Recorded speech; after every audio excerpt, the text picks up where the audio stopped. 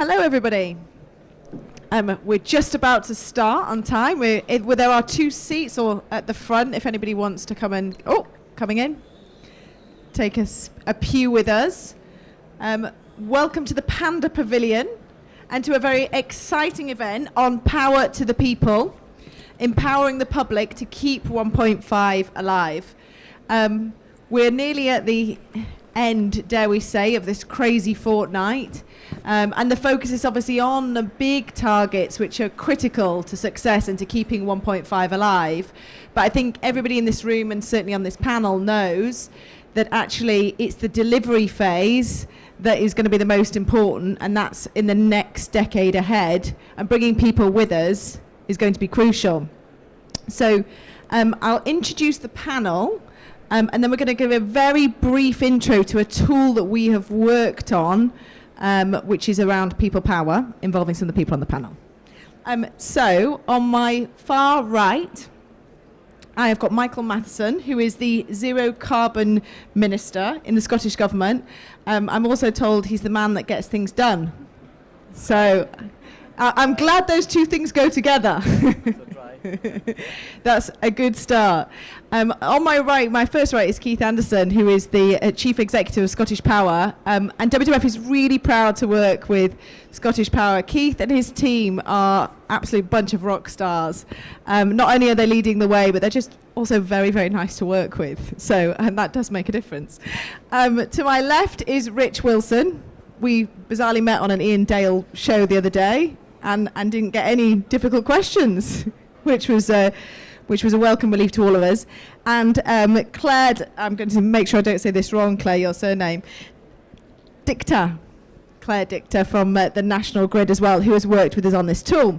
So Joe, who's in the corner, who's got the hot button, is going to go through what we did. So inspired by the Citizens' Assembly, and I don't know if everybody's familiar with the Citizens' Assembly, I'm going to confess, I was really sceptical about the Citizens' Assembly. I was like, what on earth is this?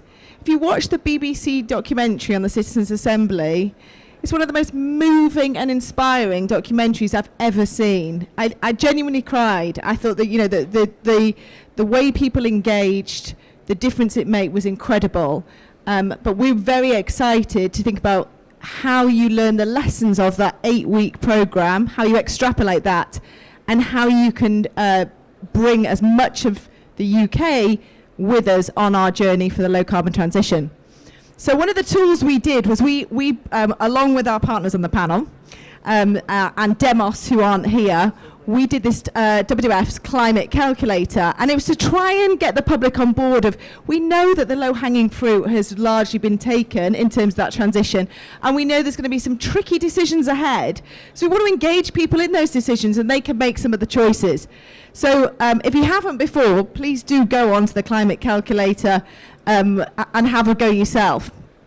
When we did it originally, we did a 20,000 people who were a microcosm of society, and got them to have a go. So we launched it alongside them. We got loads of media. You know, when government's contacting you and saying, please can I have your calculator before, this is really, really helpful that you've done something useful. Don't flick on Joe. So in terms of the headline results, I don't think you'd be surprised, but we were very encouraged. The public are united in terms of how they wanted they wanted ambitious targets. The public, in fact, if anything, the public wanted more ambitious targets. They were very united in terms of that, and that didn't matter on any different demographic. Support was there. The most popular policies, overwhelmingly, were where government leads. So I say that with a certain amount, but when government really leads and manages an orderly transition to a low-carbon economy, and the public tended to support getting on track in a way that will not unfairly burden families. So those are my headline results. I'm going to hand over to Michael, our Net Zero Minister who gets things done, just to say that Michael has to leave, I think, at just after past. So we'll go through the panel. Everyone's going to have a chance to say something, and then we're going to get to questions. But if you have a question for Michael, try and get your hand up quickly. Okay, great. Thank you very much, and thanks for your invitation. Good afternoon, everyone. One of the things that I think is absolutely critical on the path to net zero is to recognise that Becoming a net zero nation in Scotland by 2045 is a journey. It is a journey which is not just happening here in Scotland, but it's happening globally. And one of the things I've been struck by over the course of almost 2 weeks now is the desire for collaboration and cooperation on an international scale in order to meet that particular objective. And if there's one of the real benefits you get from COP26, it's the opportunity to share and explore ideas around how you achieve that.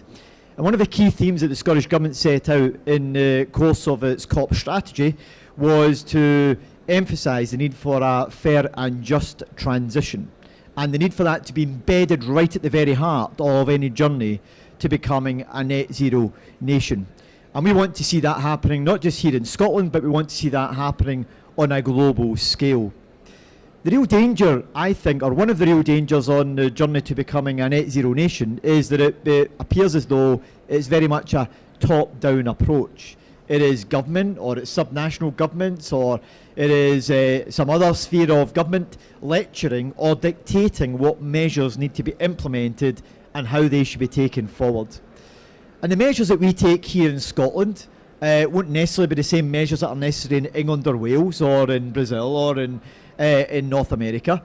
The measures which we take in Glasgow won't necessarily be the same measures that should be taken in my constituency in Falkirk or in Inverness or in Portree in Skye.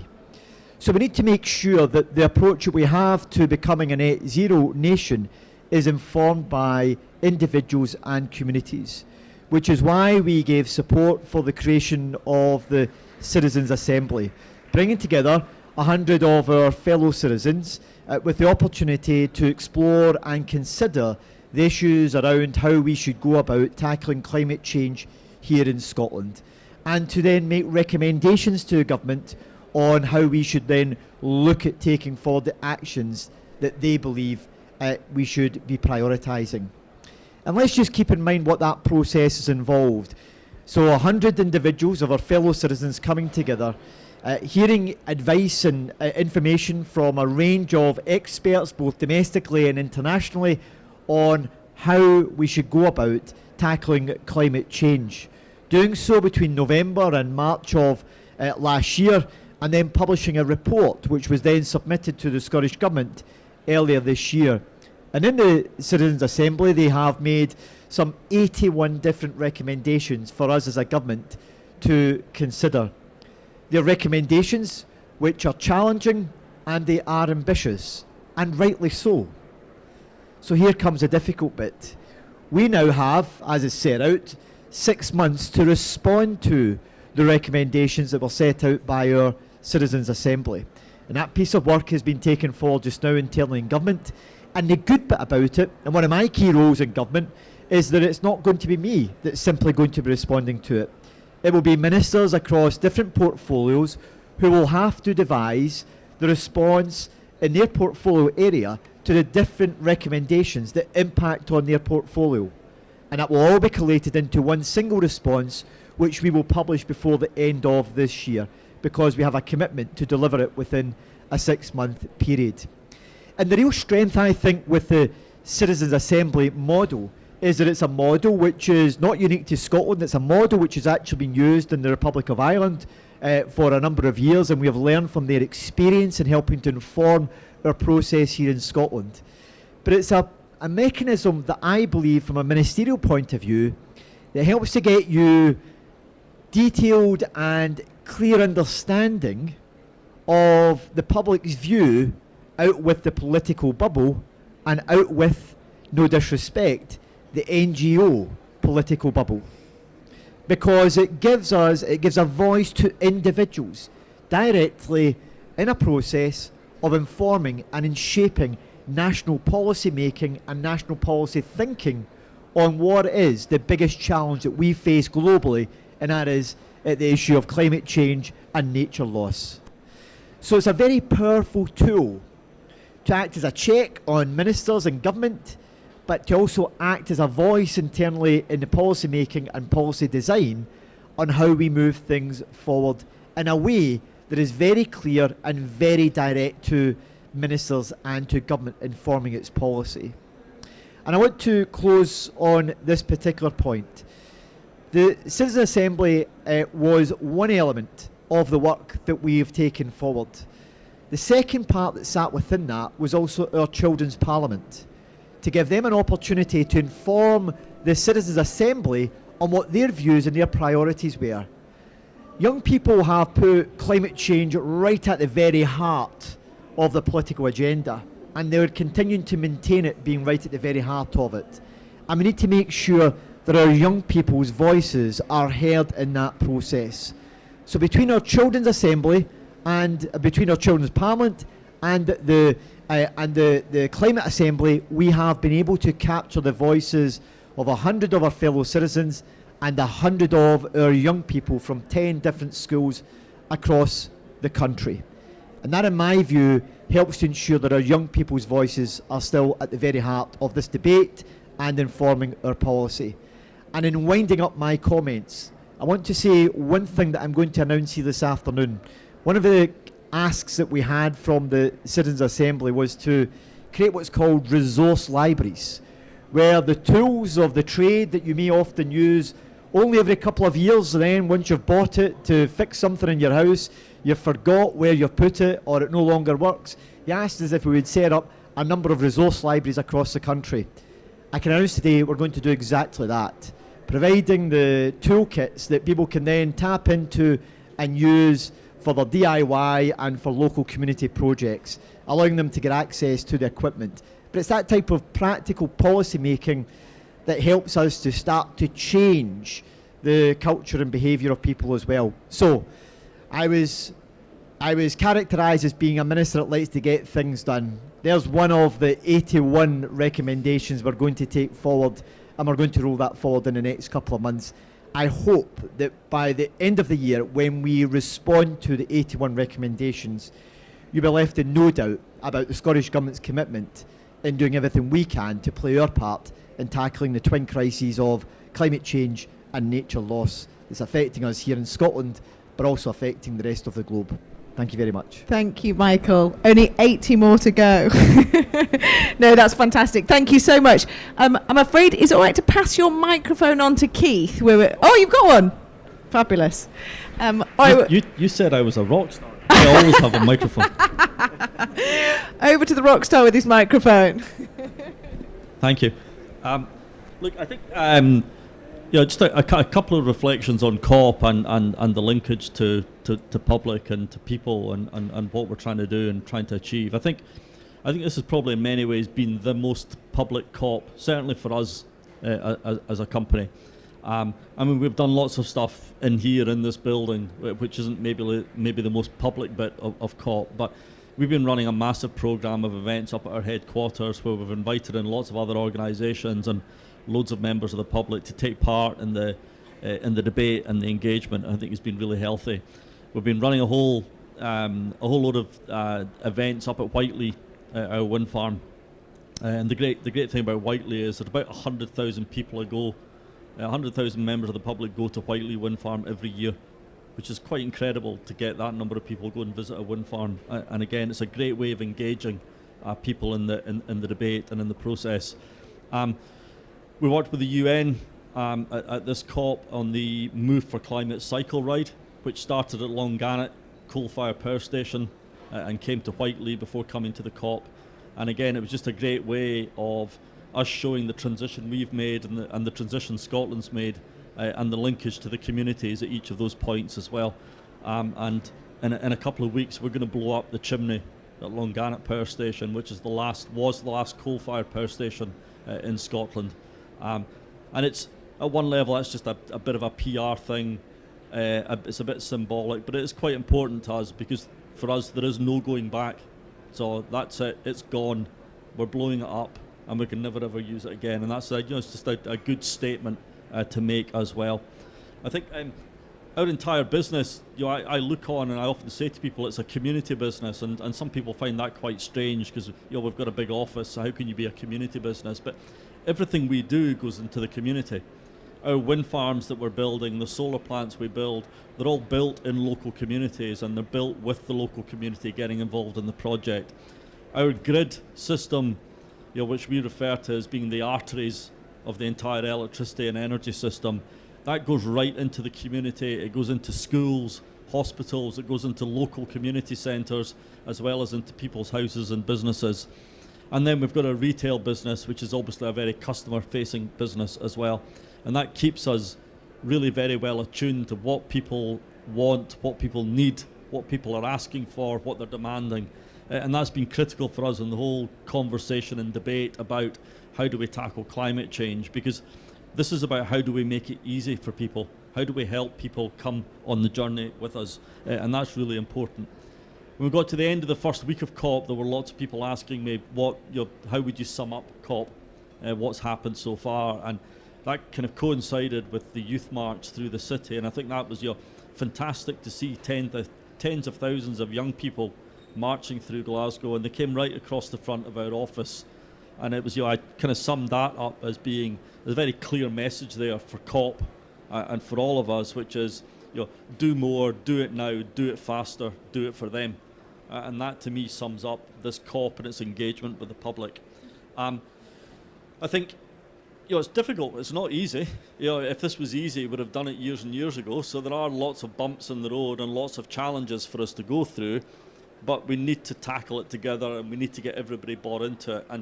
And Michael referred to the fact that sometimes people talk about a journey and it sounds as if it's a top-down process, and so I now refer to it as a revolution.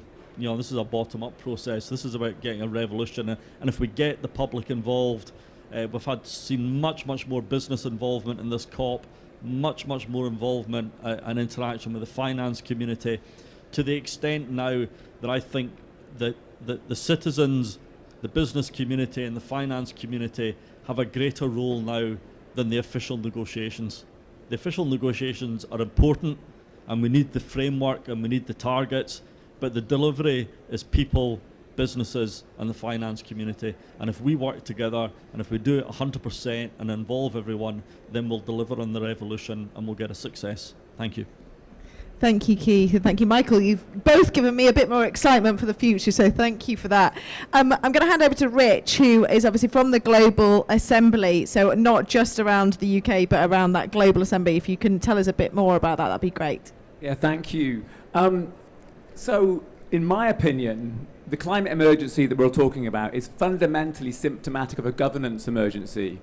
And there's a way in which all this policy we're talking about is kind of a distraction from the need to work out how we can deliver better policy, and exactly like you were saying, implement things. And it's interesting sitting here saying how it's about we're having more citizens involved or more business, etc. But we have the UN for nation states. We have the World Economic Forum for companies, but there is nowhere for citizens. There isn't, and there never has been. And so the reason we developed the Global Assembly was to create a space for citizens. And there's some background to me. So I started off on my career in the IPCC, then I was the climate campaigner, then I worked in Parliament, the climate lobbyist. And the reason I do my job is it became obvious to me in those institutions that they were incapable of dealing with the crisis. And frankly, I think Scotland is a leading vanguard in taking the governance emergency seriously, but hardly anyone is. And I sit here, to be honest with you, and I've been to a few COPs, and I sit here and I get hot in this airport lounge that we've been living in for the last 2 weeks, and I feel to myself, it's a circus. It's a circus and I'm hot. And why isn't the energy that everyone's sharing being channeled into not just negotiations but to action? To be honest, I sit here and think it's a good next step, but it's nowhere near the nourishing and regenerative governance environment that we all deserve now in the 21st century. And so to tell you a little bit about it, who knows what citizens' assemblies are? Anyone know? Anyone aware of them? Some are, some aren't. Most of you are, that's good. So I'll just tell you what the Global Assembly is. It consists of two elements. It's never happened before. There's never been a Global Citizens' Assemblies. Two elements. The first element is 100 citizens who are globally representative of the population. We had two core principles, that anyone on Earth could be selected and that anyone on Earth could participate. So in order to do anyone on Earth being selected, we had to do a global lottery based on NASA and population data, where we've pinned 100 points across the Earth, at one point in the most difficult place to get on Earth, an island off the coast of Yemen, In each of those places, we recruited a independent community organisation who went out and recruited 6 people through door knocking, through on the street, creating a pool of 600 people, and then we segmented those 600 people by gender, by age, by income, by views on climate, so to get an accurate representation of the global population. And then we have another element, the community assemblies, which was launched on Monday, and there's grants currently, $500 to run a community assembly in your company, in your organisation, your community. We really want people to do this, so please promote it and set one up yourself if you want to. We had one last week in Glasgow, which was great to see, supported by the Scottish Government, the first government on the planet to support this, so hopefully when this piece of institution is now becoming permanent, Scotland can be acknowledged for that point. So this is what the Global Assembly is. It's now in place, this piece of infrastructure. It is going to be permanent. That looks, we are supported by the UN, etc. But I think one of the fundamental aspects is, and I thought about the name of this title of this event, public, it's empowering the public to keep 1.5 degrees alive. Surely, isn't it obvious that it's about empowering the leaders? I'm sorry, the public are so far ahead now. We've known this from all of the climate assemblies. They're so far ahead, it's kind of embarrassing. It wasn't like this 20 years ago when I started my career, it really wasn't. It is like that now. And so I think even the language of empowering the public is it's more like the public, convincing and dragging, kicking and screaming the leaders in these governance institutions. And I think this is a really important point. There are people like Michael who I think are heroes working inside archaic institutions that are broken. And I'm a system insider. I've worked for governments across the world. I absolutely am. And it's hard getting things done in these old-fashioned institutions. And so it feels to me like our primary task at this time is really to acknowledge how broken our governance institutions are and be innovating in new ways of doing that right now. And I'll just leave you with one final idea, which you may or may not find helpful. I think we are 30 years into a 60-year cycle for people. This is what I'm calling the third great democratic struggle, for people to make policy. So it took 60 years in the UK and the US to have universal suffrage. 60 years, it was a long campaign. We're still in the second great democratic revolution around civil rights, Black Lives Matter, gender issues. It's clearly ongoing. But the third one that I think most of us can't even see, it's the right for people to make policy themselves. And in my opinion, so to deliver the Global Assembly, we've had to recruit 170 organizations in over 50 countries in just 6 months. We've aggressively distributed. It's just, it's been a big deal.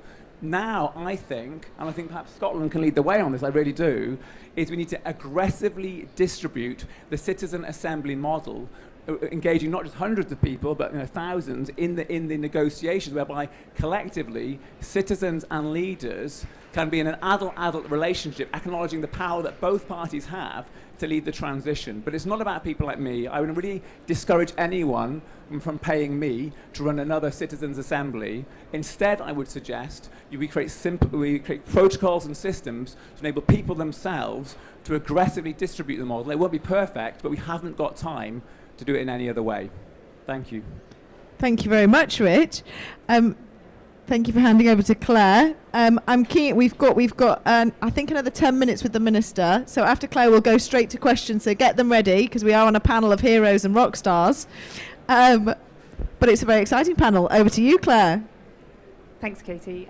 So I think we're all strongly agreeing that this is something that we need to do with people, not to people. And hugely amazed actually at the engagement that we've seen through the Citizens Assembly, through the climate calculator work, some of the research that we've done as well. There's a huge desire and desire for action from people. But as Katie said, we really, this panel's been pulled together because we need to get on with it and we need to focus on delivery. And how do we do that? And there was 2 things that I wanted to mention. The first is I've written on my notes research, which sounds really sterile, but listen to people. So agree with everything that's being said. And there's absolutely a place for the engineers and the finance communities and all of these highly capable professional people to be coming up with solutions to deliver. But actually we have to listen to people and understand how climate change is impacting them and what solutions work for them and what the issues are and what they're worried about. And the first step on that is building trust. So there's a huge knowledge gap. So we've all welcomed the engagement in the need to address climate change, but in terms of kind of knowledge and awareness of the detail, I wrote down some results from some research that we did earlier in the year, where only 5% of the people that we've researched about heating their homes realised that the way they heat their homes was the main contributor that they made towards their carbon emissions. Only 20% of them were familiar with ground source heat pumps, and only 18% with air. So there's a huge knowledge gap that we need to address, but not in a way that patronises people. So we have to listen and engage and interact, not tell. The main thing that comes out of all of the research that we've done, both independently and with partners through these kind of programs, is people actually want to be warm and they want to be comfortable in their homes, and they want to know that they're tackling climate change. So that's where we do have a role to play in delivery and bringing forward those solutions, which brings me to the second point around technology and innovation. And I think there's two different aspects to this. So technology and innovation is what makes things easy and interesting for people, and that is going to be like the catalyst that really gets people moving. So we've launched an app called When to Plug In, and it's based on it's powered by a website called CarbonIntensity.org, which National Grid ESO did in conjunction with a number of partners, including WWF. And what that allows people to do is to log into the app and to see whether the power that's being generated in their area is green or not. So they can make choices about when they're using energy based on when it's cleaner, which is amazing. And we've seen loads of people do it, and we've seen loads of people starting to build little models and do coding and stuff to get their appliances working. What we need to do is take that further now and use technology and innovation to make that easy for everyone. Like, I am not technically savvy, so I go through this long convoluted process of looking up when it's green and then manually programming all of my appliances so they come on at certain times, because I'm incapable of coding a Raspberry Pi. But we need to make that easy for people, and that's where technology and innovation can really come in, and that will be a massive area of change. The second area that I think technology and innovation really has a role to play is in getting people engaged and giving them a voice. Like, the power of social media is amazing, and I have to admit that I was quite sceptical about that, but in 2016, when we had the first no coal day in the UK, I was optimising the power system that day, and my team took the decision to not use coal that day. And we sent a tweet out from the control room that morning saying, we think we're going to run with no coal today. And I was just like, no one will pay any attention to that. Lo and behold, I was wrong.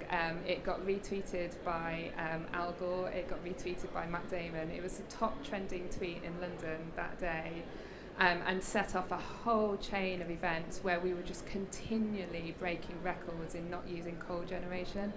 And I think we mustn't forget how social media, not for everyone, there are still barriers to some, but does create a platform and a voice for people to engage.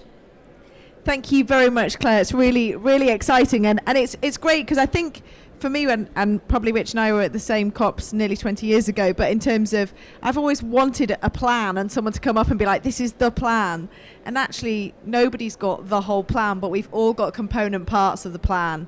And I think that's actually quite a inspiring position that we can co-create together on this journey to a better future. I'm conscious the Minister's not got much time. Does anybody have any questions for the Minister? The lady in the corner. Oh.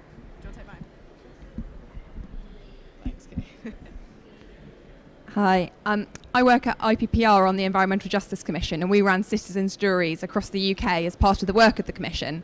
And one of the things that we've called for, echoing calls from the citizens that we spoke to, was for a more permanent form of sort of participation. So things like citizens' assemblies, citizens' juries becoming more permanent parts of the governance structure. And I just wondered if you had any thoughts on that. Yes, so that's exactly what we want to do. So we've had one on climate. There will be citizens' assemblies in other policy areas going forward. We see this as being part of the wider infrastructure around how we help to inform political thinking and government action as well. So I think it's very much part of our architecture now. I don't think there's any going back from it. So I think it will be part of, well, I can tell you it will be part of our ongoing engagement across a number of different policy areas. I think we've got a question for you online, if that's okay. I'm looking at your team to see whether I get glared at. That's okay. All right, so Joe is monitoring the online questions. Take off my mask. So it's a question around how you can make sure that public engagement kind of avoids some of the framing of decarbonisation being a sort of social justice issue in terms of, you know, like the elites want climate change and sort of ordinary people are going to have to pay more. Like, how do you think things like your Scottish Citizens Climate Assembly can help to avoid that? Well, I think this is really important, and I get this on an ongoing basis, the tension between different stakeholders and what they're looking for out of tackling climate change. So when I hear about the work around, for example, talking about people don't recognise how that one of their biggest contributors to climate change is the amount of heat they emit from their homes. And what people want is they want warm homes and they know that they're going to be comfortable. They also want it to be affordable. So if we go on a journey to get to net zero that quite literally puts more people into fuel poverty, or that it is not just and fair by quite literally taking away their jobs from them today because there is a drive to close down that particular sector. Oil and gas is a good example. You know, Scotland's got 100,000 people plus that are involved in the oil and gas sector. I often get representation saying, why don't you just stop it now? Well, what do we do with the 100,000 people and their families who are involved in working in that? And that comes through in any assembly work that you actually do, is that it needs to be fair and just. So I think we're all trying to go for the aim in the same direction, get to the same end point, but it must be done in a fair and just way. And it can't just be a case of cut and run and who cares about what impact it has on people's daily lives. So one of the things we've embedded in our legislation, so it's not just that we've got the statutory targets of achieving 75% zero emissions by 2030 and 100% by 2045, we are legally obliged to deliver that in a just and fair way. That means sometimes it feels as though we are out of sync with some of our environmentalists who think that we should do X, Y, and Z now, because we need to also recognise that there is a time scale over what some of that transition will take. And we want to do it as quickly as possible, but we need to do it in a fair and a just way. And that's central to our thinking and our approach to these issues. Thank you. I'm just checking if there's any final questions to the Minister, because I think he does need to scoot off. Yes, they're nodding at me. Okay, well, thank you so much. Thank you very much. Okay.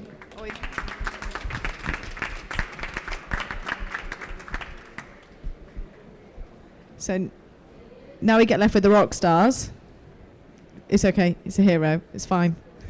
We can say that.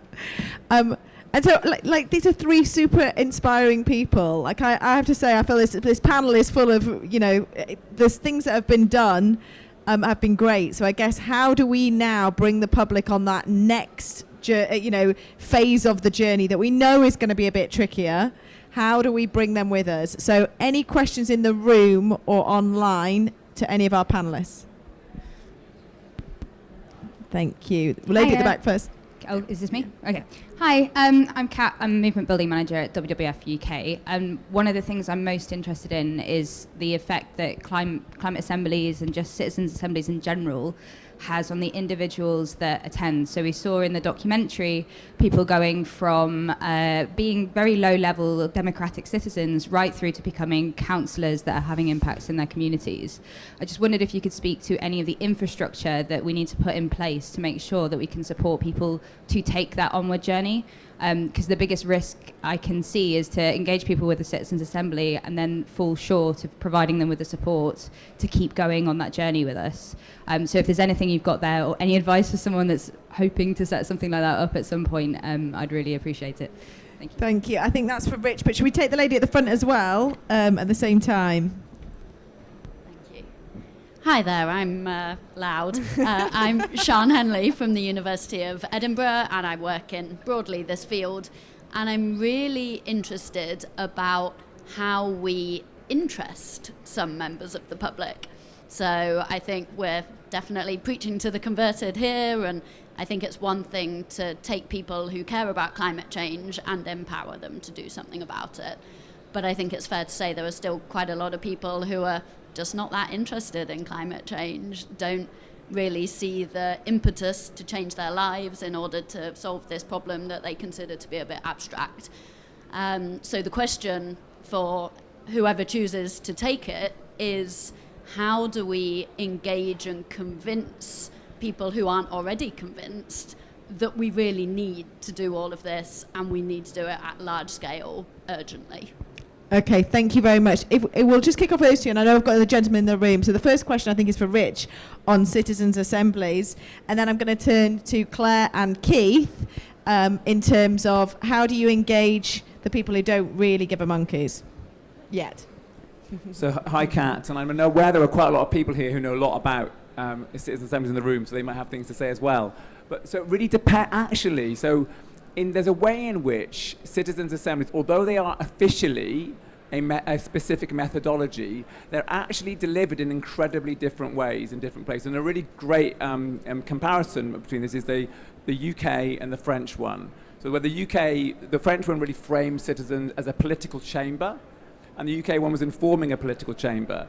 And the ways in which they're run fundamentally generate different outcomes in the citizens. And so, for example, in the Global Assembly, we've got a pretty rigorous theory of change. And the second element of our theory of change is to build the self-efficacy, the collective and individual efficacy of the people involved, and put support structures in place to keep that going. Of course, you need money to do that. And I think the point before about the permanent assemblies, in my view, if they've obviously got to be permanent now because the problem's not going anywhere, you'll need to refresh. So we're going to refresh our citizens in June for the Global Assembly. But look, we're all learning on the job right now, so let's not pretend like any of us know the answers, but we're learning and iterating. I think it is about opening up governance structures to be in that adult-adult relationship, to be able to kind of taking things forward. In terms of this point around, engaging different people, so, there was a massive debate about this, you're probably aware of it, like 10 years ago in the environmental sector, about was it appropriate to use values modes, and, is it appropriate to sell people a Prius and all this kind of stuff using, their intrinsic and extrinsic motivation. So if you haven't looked at that stuff, look at it, it's great, really informed lots of my work. In terms of the Citizens' Assembly piece, now we haven't, I don't know, I'm looking at Becky there, she knows some of the research better than I do, Becky Willis. But I have a hunch, particularly having been observing the Global Assembly just for the last few months, is that people's values modes might shift radically during them. So one of my favorite things I talk about is that we want to support, so I don't think citizens' assemblies work particularly well when they're consensus-based, in my opinion. We can talk about why I think that. But I think it's much more about supporting what I call type 3 communication, which is going below kind of opinion discourse, but to hopes and fears. So basically going to your more unconsciously held values modes and communicating from that basis. So as you saw the Irish Citizens' Assembly, people didn't change their view on abortion. Indeed, they had stronger positions for and against pro-life or pro-choice, but a deep respect emerged from the other side. And I wonder if there's something about creating conditions around supporting that deep respect generally that doesn't necessarily need you to change your view, but that you are being listened to, that your perspective is being acknowledged, and then on that basis, of course, you'd want to do something about climate, because otherwise, frankly, we're all screwed. Thanks, Rich. Do you want to hand the mic to Claire? So on the question around how we engage people, so I think there's a few different facets to that. So I think most people at a very high level do agree that net zero is something that we should be aiming for. But it's when you get to the, well, what do those individuals do, and should they be changing what they do on a daily basis? And quite a lot of the time, as I said before, they don't understand the impacts that they're having. So there is a kind of, in a non-patronising way, an education piece, so people can understand the contribution that they're making. But actually we need to start talking wider, and I think stop talking about climate change and net zero as a standalone item. Say, the media and government and everyone else talks about other government policy and the economy and then net zero, and we need to recognise that actually it's intrinsic to everything, and that by starting to take actions and address net zero, actually the air will get cleaner. So the people who suffer from asthma, or their children suffer from asthma, will start to see benefits.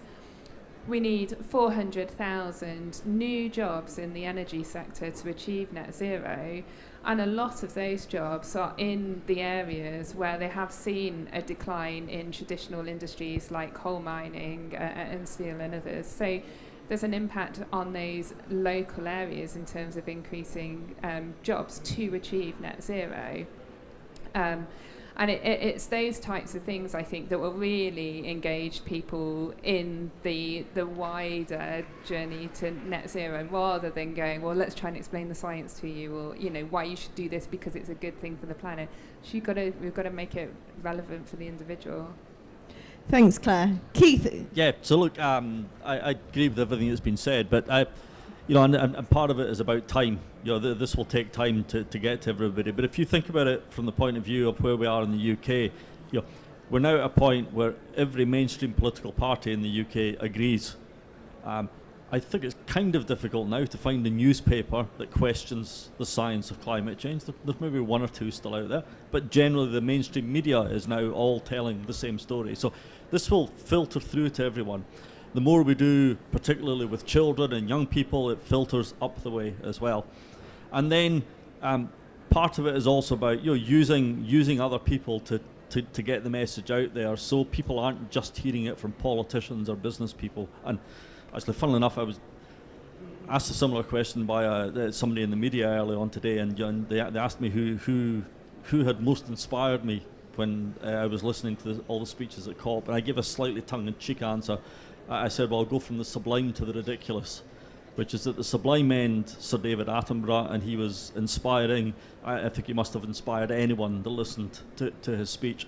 And at the slightly more ridiculous end, we had the Wombles come to visit our stand. Now, there are some of you in here who are, Duncan, Julie, who are old enough to remember the Wombles, but it's just, the serious side to it is we need to pick different people to help support the message, because they attract and go to and speak to different audiences, and we need to make sure we speak to every audience. And then the last thing, just really, really briefly, is we need to make it easy for people.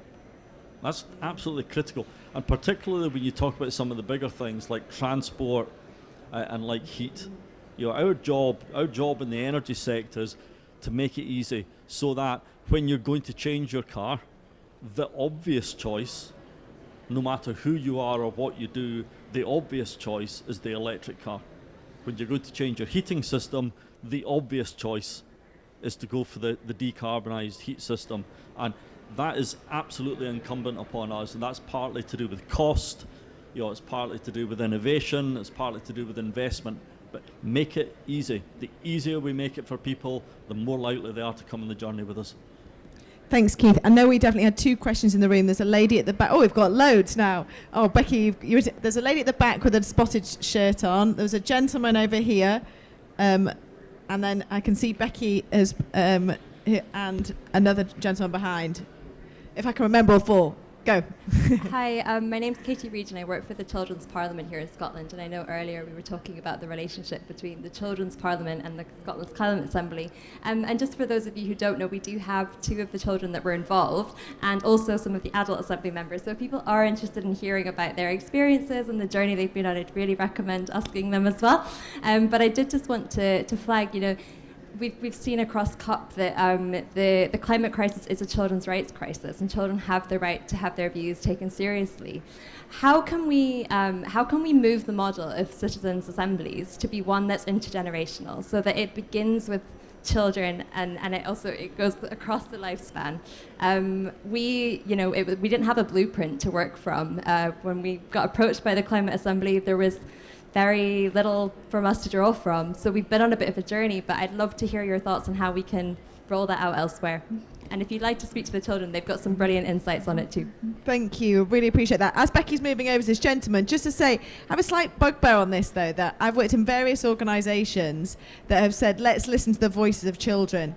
100% agree with listening to the voice of children, but the power is in the hands of the leaders today, and I don't want that to be a distraction from them not using that power. So I just think it needs to be making sure that that it's not, and at times it's like, let's look over here, as opposed to using that power. So sorry, that's just a bugbear.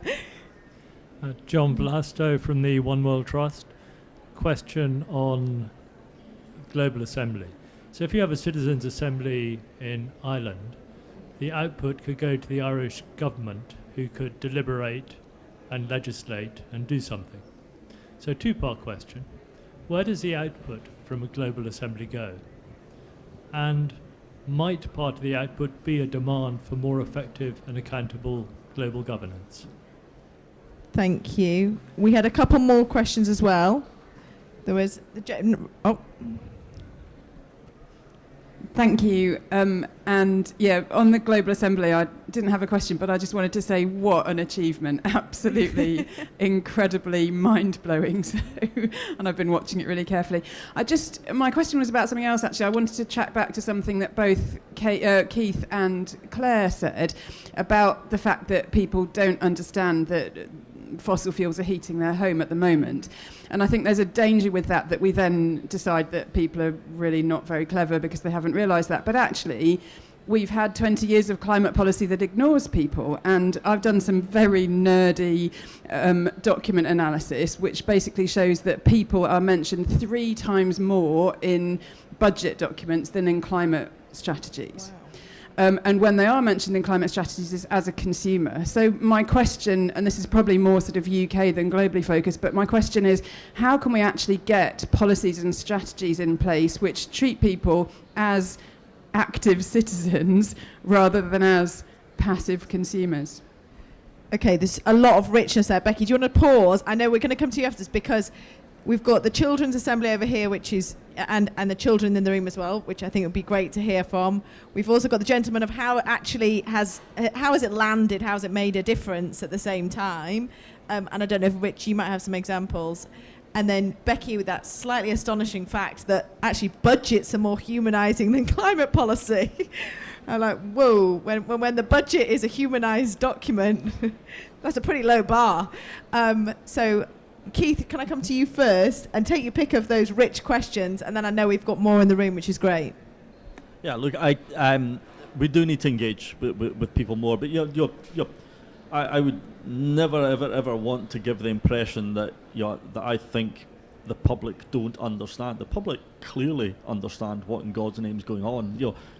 The tens of thousands of young people who marched through the city, the hundreds of thousands of other people who've marched through the city show people clearly understand.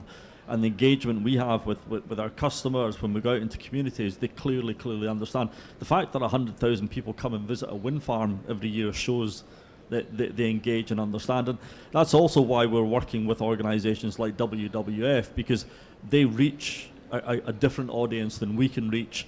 And they get a different perspective and different views. And for us, that is incredibly important, because we want to make sure that when we're either, if we're investing in big projects like wind farms, that we're doing it the way people want it done and the way people understand it should be done, all the way down to when we're now looking at transport and at heat, which are far closer to touching people than a wind farm, that actually we understand what people need and what people want, and we can have an engagement with them about how do we incentivize the right behavior, and that's a conversation with people, and it's the incentive of, you get lots and lots of people running around thinking, I want to fast charge my car. Well, do you really want to fast charge your car?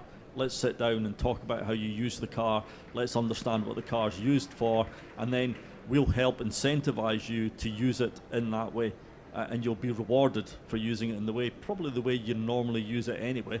And so the future of our business is all about people. If you look at everything we need to do, as a company, as an industry, around the future of the distribution system, which kind of sounds a bit dull and boring, but that's the lifeline of everything that's going to go on. That is a massive people engagement program, because it's about communities and what they need and what they want, and what kind of transport system do they want, what kind of a heating system do they want, how do they want their local community to be run and used, what investment do they want in the local community. So it is a colossal program. It's a horrific statistic that if you have a budget document says more about people than a policy document, but certainly at the sharp end, and I think National Grid are exactly the same, as are lots of energy companies, at the sharp end of what we're doing, it is all about people, absolutely. Thank you, Keith. Claire, you've got the mic. Take your pick. Same question. So I see the point about the research and people not understand, like, it's real detail of, I don't know which of my daily activities contribute which percentage to my carbon footprint. I think by helping people understand that, they can then drive the change in the policy, because actually that enables people to say, I'm having this impact, and at the minute I don't have the choices available to me to address that, because there's been great strides in government policy, particularly in the UK, and particularly over the last 12 months. But there's still a way to go in terms of making it affordable and fair and just, making it so that it is possible and easy to say, actually, I don't want a carbon-intensive heating system in my home. I want the choice to have this in, and if people can drive that, then I think that will drive the policy, because it will have to, because otherwise politicians don't have a future. Thanks, Claire. Thanks, Claire. So, Katie, so I don't know if you followed like David Runciman's stuff where he says, give kids the vote. I mean, I'm all there. I mean, and the evidence is really good now on comparing the intellectual capability of people at either ends of life. It's really interesting, there's evidence. I mean, it's really controversial, but it's really interesting. Obviously, as we have an aging population and there are all kinds of mental health issues that can be kind of quite high in those populations, there's a coming together of capability. So personally, and I just think there's a moral responsibility personally to give kids the vote from maybe the age of 4 or 5.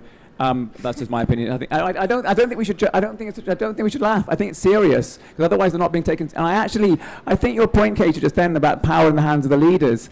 We have this fundamental problem within the civil society movement, within all of our governments, of being unconsciously top-down, unconsciously parent-child, unconscious, and we have to really, in the same way that that privileged white men like me need to be continually told how privileged we are and how we're talking to our colleagues in ways that are inappropriate, and I need that around me, I really do, because I am privileged, I'm not conscious of it.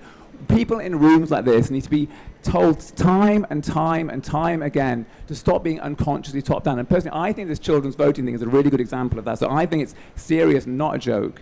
John, sorry to be so strong about it, but I feel passionately.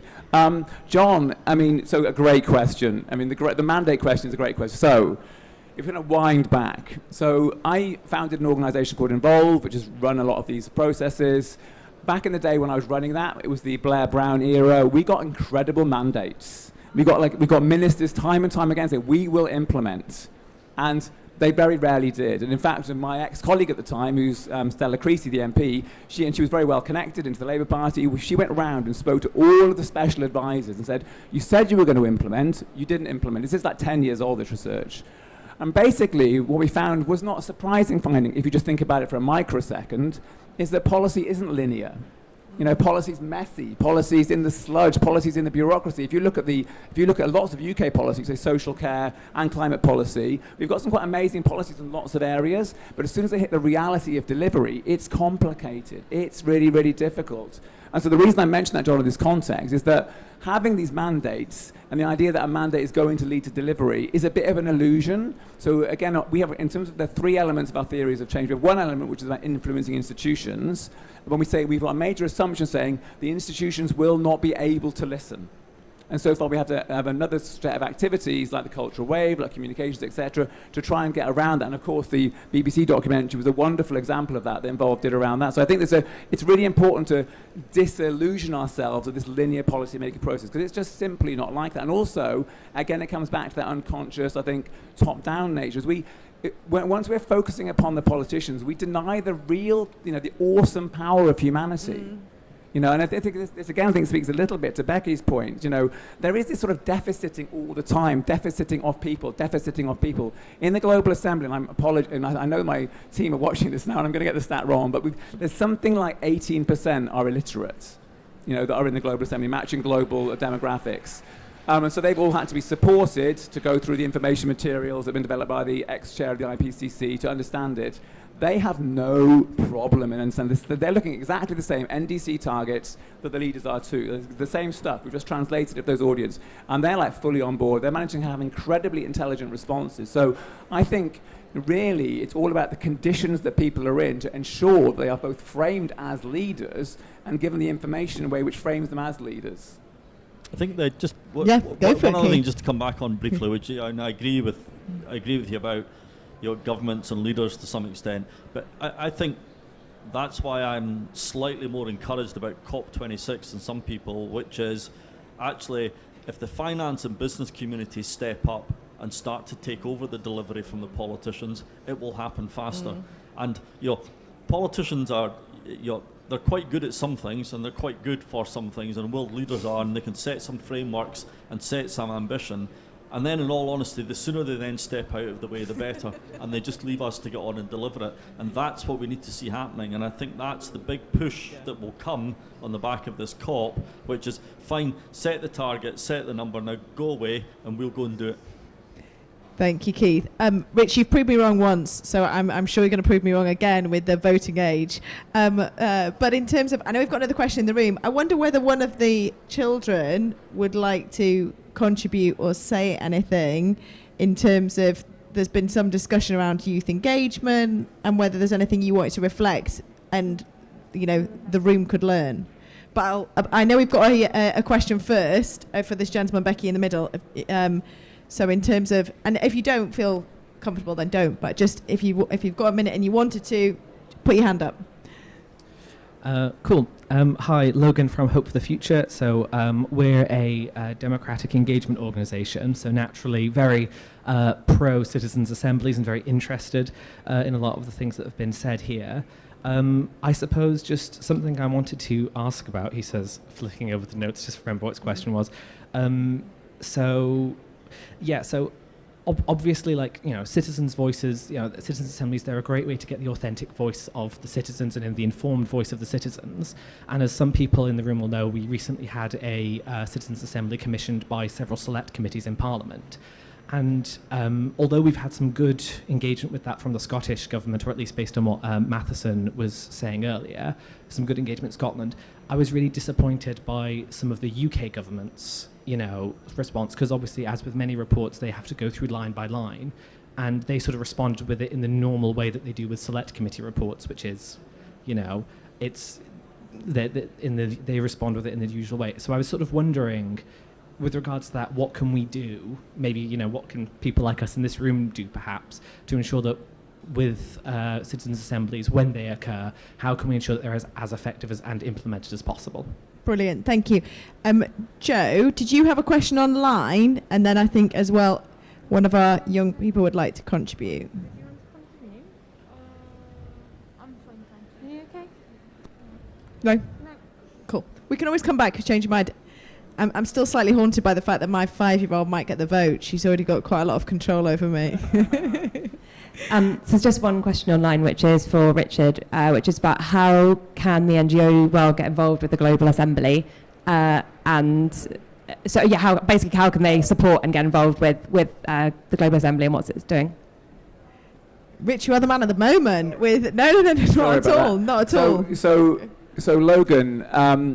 So I think it's a really good, I think comparing again the French one and the UK one is really helpful in this context. So I think the French one got 5.5 million euros.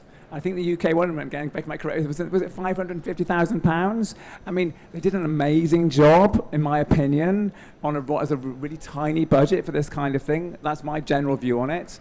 If they'd have had more money, so the French Convention has an awareness in the population now of 90% of adult population. This is bigger than Nike or Adidas. It's just extraordinary. But they had an enormous commons budget to make that happen. And so I think one of the, I wrote a piece for New Internationalists comparing these different models earlier this year, and I used the analogy of a defibrillator, and it feels to me like the French Assembly really defibrillated the democracy. I mean, it has had much less impact than people wanted it to, but it's generated an incredible public debate. And when you look at the Irish Citizens Assembly, which obviously is famous for having such a high impact, I think it's relatively. This is why the Scottish context is so good. I think in smaller countries of less than 8 million people, you can really generate those public debates much more easily than bigger populations like the UK or France. But I think for me, it feels like the next phase around this is really supporting these to engineer these wider, big public debates. But I personally think they were both very, very successful processes. And if anything, given the budget that the UK Assembly had, they did a quite remarkable job. That's my opinion. I think also the other thing you'll find is the louder these bodies shout and the more of them there are, businesses will listen to them, because at the end of the day, they're our customers. And if you look at the shift and change you're seeing in business now, I know that there are some concerns about one or two companies greenwashing and trying to make themselves look green when they're not really. But if you look at the general shift in the business community, just about every company I know or do is listening to the public and listening to customers about what they want and what they're demanding, and that will have a massive, massive impact as well. I believe we are at time because these events are running pretty tight, but I actually think that's a really positive note on which to end, Keith, in terms of actually that there may be other areas where we are having an impact, even if it's not necessarily where our first expectation was, in terms of if it's not landing with government, it may well be landing with business. So I'd like to really thank the panel. I think that's such a rich discussion. Claire, in your coal-free days, I absolutely love it, and it's been an inspiration, I think, for everybody who's been in the movement, and the movement is broad now, which is great. And Rich, I think you can see what citizens' assemblies have done, and I know there's many people in the room that have been inspired, and they're obviously just going to grow. And I think it's great to be learning from one another. And Keith, to have a business leader like yourself, is inspirational for everybody. And I just love the fact that we've learned different things from each other today. I've certainly learned, so I hope you have learned today. Richard's got a final citizens' assembly. Sorry, someone asked about getting involved. So just go to globalassembly.org. There's loads on there, and run a community assembly would be the best thing you could do. Sorry. Not at all. No, that's brilliant. And thank you so much. Thank you all for coming.